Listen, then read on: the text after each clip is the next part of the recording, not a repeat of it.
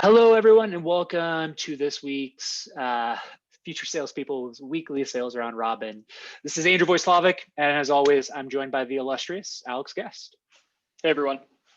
Today, we're going to be talking about a topic that's near and dear to our hearts and should be near and dear to your hearts, and that's customer enablement.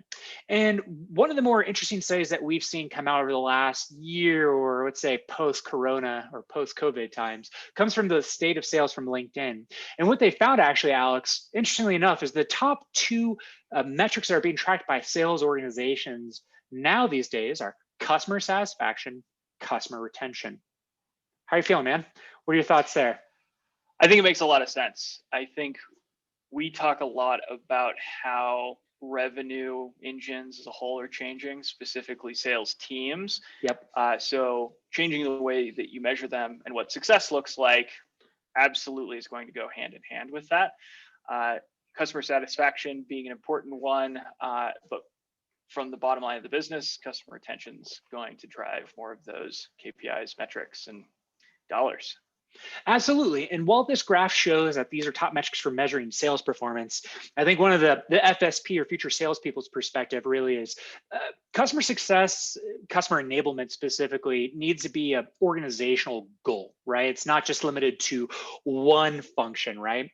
And one of the things that this customer enablement needs to have across your organization, from awareness all the way down through enable and grow in your sales funnel or in your customer or in your buyer's journey, is you need to be able to accurately represent what success looks like, right? You need to set proper expectations about what a low or small ramp looks like or a long ramp looks like. Set actual expectations on the investment needed to have success with the organization, and actually share a robust roadmap around the impact of your business around the buyer journey.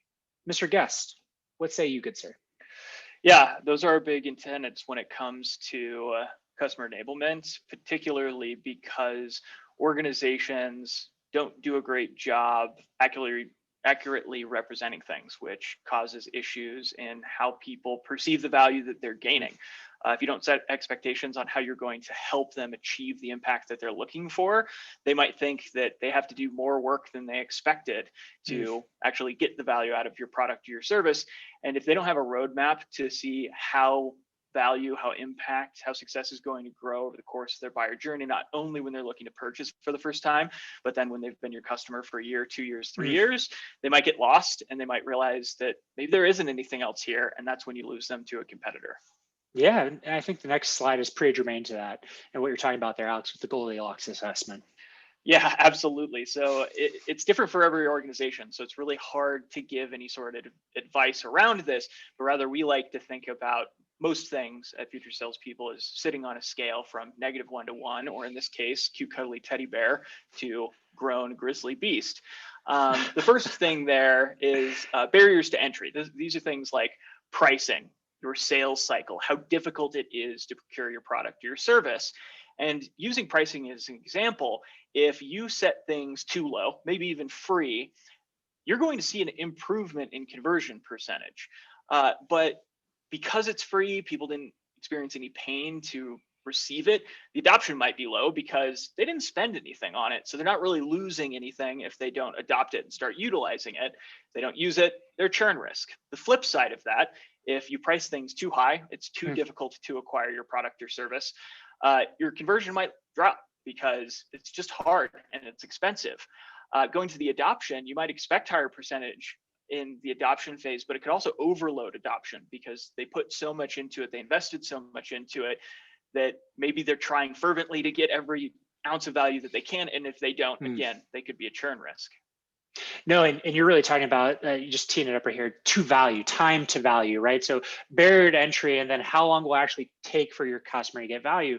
This is another one of those sweet spots, right? So if it's too short a time to value, then your customer doesn't really have the commitment to your organization, commitment to the desires to continue the rollout, improve their utilization, improve their user adoption, and in short, enable their own employees to better use your solution. If it's too low, then there's no chance for you to think about how do we increase that value? How do we actually expand that relationship?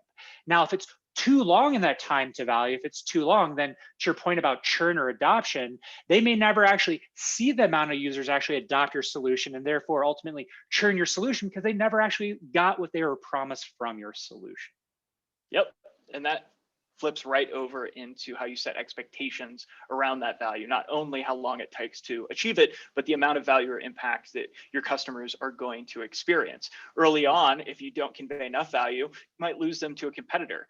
Later on in the cycle, if you don't continue to convey value and how that value can grow and expand, again, you might lose them to a competitor.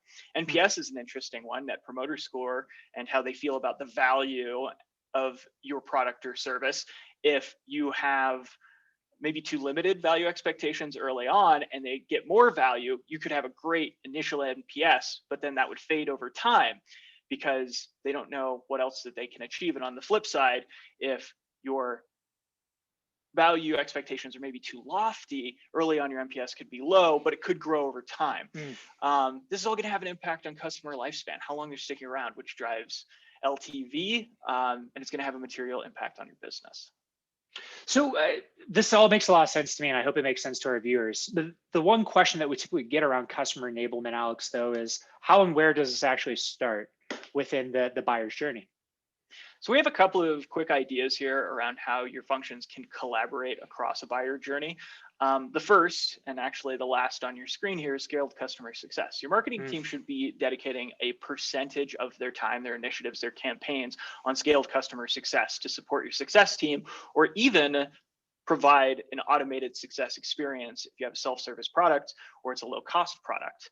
From a sales perspective, aligning commission to not only opportunities closing, but what success looks like for your customers. So things like customer adoption, customer utilization, things that are still within their control so they can start to set the expectations that they need to get all of their users up and running within 30 days.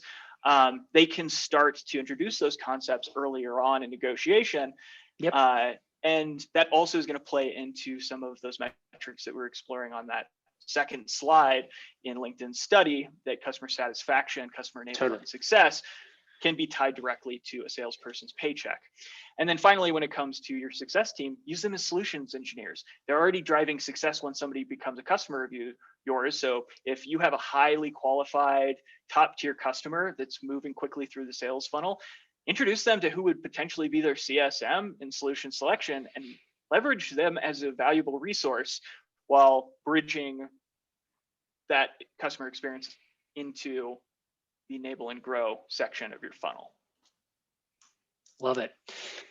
That, my friends, is really, I feel in so many ways, the path forward for many organizations, right? Is thinking about customer success, customer enablement through the whole funnel and as an organization. And that's really what I would say is the big takeaway or the conclusion to this is customer enablement is not necessarily just a success function. It's not a sales function. It's not a marketing function. It's an organizational commitment and alignment. And that's really what we hope you take away from this. Now, we're trying to go ahead and get your organization all aligned around what your customer, how to help your customers enable them.